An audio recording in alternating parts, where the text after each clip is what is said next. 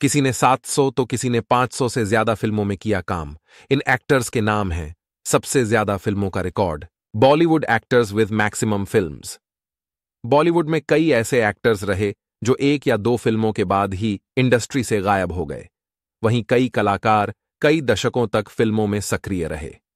आइए जानते हैं किस एक्टर के नाम सबसे ज्यादा फिल्में करने का रिकॉर्ड दर्ज। ललिता पावर।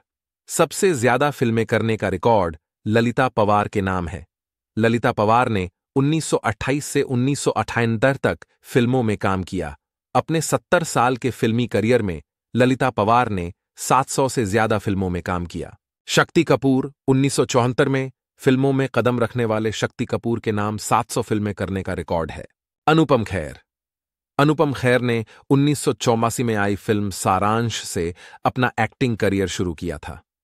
अब तक वह 500 से ज्यादा फिल्मों में काम कर चुके हैं। अरुणा ईरानी। अगला नाम अरुणा ईरानी का है। उन्होंने 1961 में गंगा जमुना से बॉलीवुड डेब्यू किया था।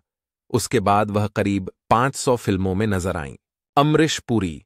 1966 से 2005 तक फिल्मों में सक्रिय रहने वाले अमरीश पुरी के नाम 450 से ज्यादा फिल्मों में काम करने का रिकॉर्ड दर्ज है।